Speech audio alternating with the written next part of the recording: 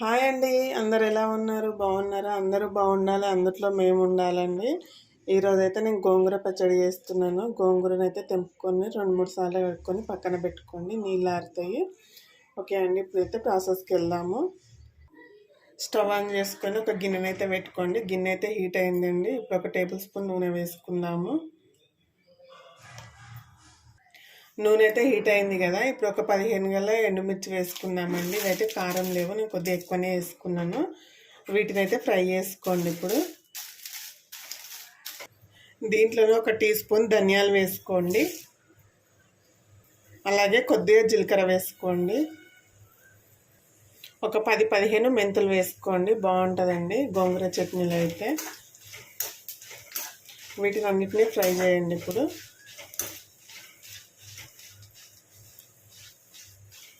Okay అండి, ఇవైతే వేగిపోయినాయి కదా, వీటిని తీసేసుకున్నాం. ఇప్పుడు పక్కన పెట్టుకుందాం. వీటిని తీసి మిక్సీ గిన్నెలో వేసుకోండి.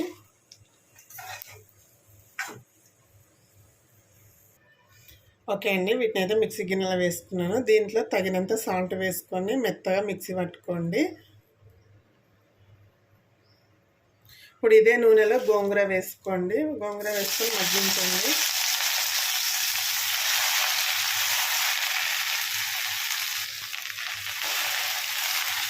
ఓకే అండి, గోంగూర అయితే త్వరగా మగ్గిపోతుంది. ఒక 2 నిమిషాల్లో మగ్గనివ్వండి, తర్వాత కలుపుకుందాము.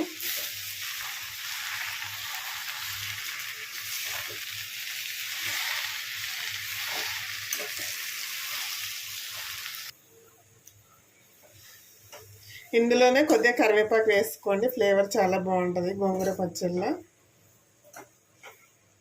హెల్త్కి ఇట్లా చాలా మంచిది కదండి కరివేపాకు. ఏ విధంగానైనా యూజ్ చేసుకోవచ్చు. సో ఇందులో నేనైతే కొద్దిగంత వేసినాను. ఇప్పుడు దీన్ని బాగా మగ్గనివ్వండి. కొద్దిగా పసుపు వేసుకోండి, మళ్ళీ తాలింపులో వేసుకుందాము. కలర్ బాగా వస్తుందండి ఇలా గోంగూరలో పసుపు వేసి మగ్గియడం వల్ల.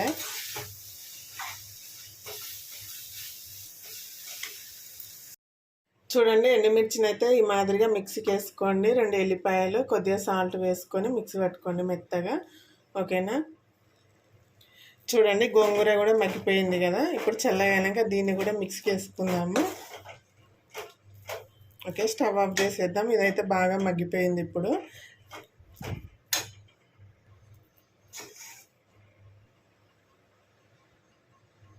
చూడండి, పచ్చడిని అయితే ఈ రకంగా మెత్తగా మిక్సీకి వేసుకోండి. ఇప్పుడైతే దీనికి తాలింపు వేసుకుందాము. ఇప్పుడైతే గోంగూర చట్నీకి తాలింపు వేసుకుందామండి. దానికోసం అయితే చిన్న ప్యాన్ పెట్టుకోండి. 1 స్పూన్ నూనె వేసుకోండి, మరీ నూనె ఎక్కువ అవసరం లేదండి. ఓకే అండి, నూనె అయితే హీట్ అయింది కదా, ఇప్పుడు కొద్దిగా ఆవాలు వేసుకోండి.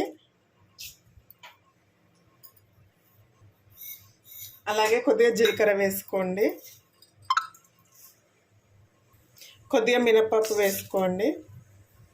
కొద్దిగా శనగపప్పు వేసుకోండి. అలాగే 1 ఎండుమిర్చి వేసుకోండి. ఇందులోనే కొద్దిగా కరివేపాకు వేసుకోండి. కొంచెం ఇంగువ వేసుకోండి.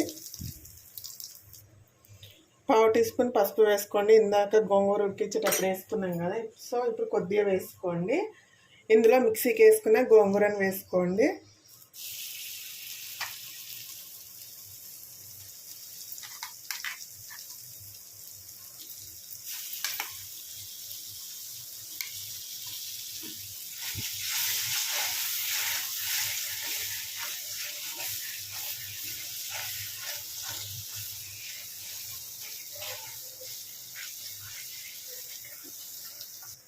సాల్ట్ సరిపోయిందో లేదో ఒకసారి చెక్ చేసుకొని, సరిపోకుంటే ఇప్పుడు వేసుకోండి. ఓకే అండి, గోంగూర చట్నీ అయితే రెడీ అయిపోయింది. వేడివేడి అన్నంలోకి చాలా టేస్టీగా ఉంటుందండి. తప్పకుండా ఒకసారి ట్రై చేయండి. వీడియో కనుక మీకు నచ్చినట్టయితే ఒక లైక్ చేయండి, షేర్ చేయండి. అలాగే మన ఛానల్ని సబ్స్క్రైబ్ చేసుకోండి. చట్నీ చూడండి ఎంత బాగుంది కదా, కలర్ఫుల్గా ఉంది కదా. ఓకే అండి, బాయ్ మరి.